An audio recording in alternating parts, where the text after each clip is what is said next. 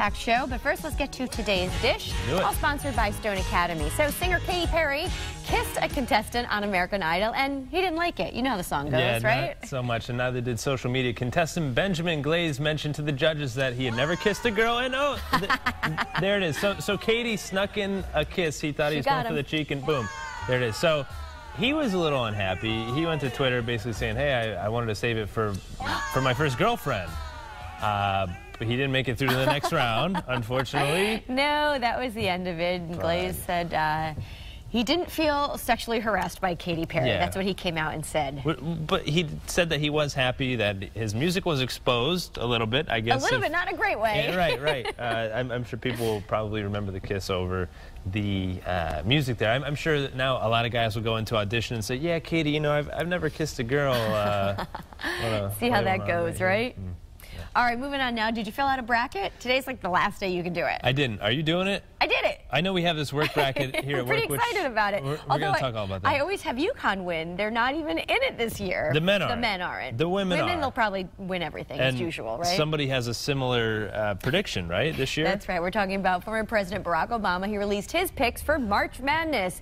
He has Michigan State winning the men's basketball title and our UConn women Huskies winning the ladies championship. Yeah, and then last year he picked North Carolina men and UConn women to win, and the Tar Heels obliged, and Mississippi State snapped the Huskies' 111-game win streak last year in the Final Four. I remember watching that. Fingers crossed that he will be correct about the UConn women this year.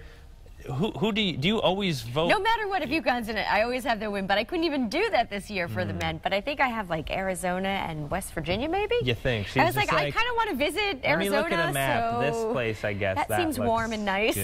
See, I get annoyed because we have this work March Madness pool, right? And I sent an email back to the guy. I said, hey, thanks but no thanks, like a week ago. I'm all set, but good luck. Every day I've received 5 emails with updates on the bracket. You didn't even do it? Dude, I'm not in it. Stop sending me emails. Like, this is what I'm doing with these March Madness emails. Here, oh, that's cool. Let me see the. What are we doing? Oh, hey, you made a basket though. Maybe we should be rooting for you. That was a swish right there. I know. Maybe I'll make the. You were also 3 feet away from the garbage pail. We don't need to talk about that. Anyway, do you own a Snuggie? Because that's in the news again. I don't. Do you? Yes, we've bought some Snuggies in our day. Is yours leopard print? I might have had a leopard print. It is. It's of course leopard print. Yeah. Well, you might be getting paid because that Snuggie might have been dealing with some false advertising in their ads. Yeah, now you can get a nice little check in the mail. More than 30 million Snuggies were sold in the company's first 5 years alone, raking the company in over $500 million. But there was the old buy one get one free promotion, but then they didn't mention the shipping and handling, which was about $8 for each blanket. So now they are paying out $7.2 million in refunds.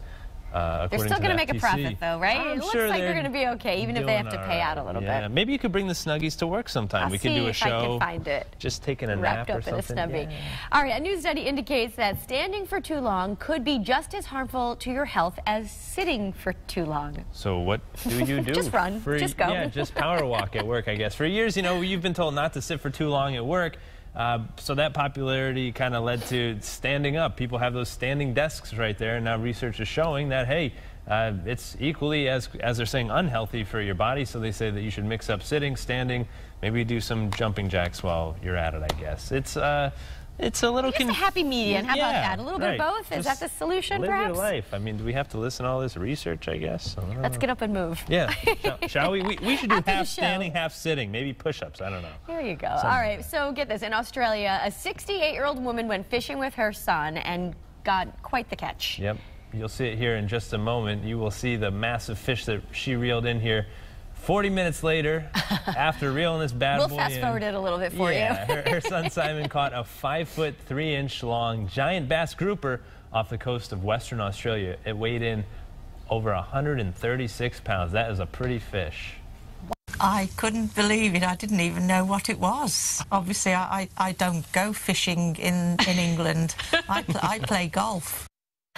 Well, there you go, Mom. My goodness, look at that picture. What do you do with that? You put it on the bobby down in Australia. No, that's too much fish. That's crazy, though, huh? Anywho. I didn't know they made fish that big. Yeah, there's probably whales and stuff, too, right? Yeah. You just don't catch them. Yeah, that's... All right.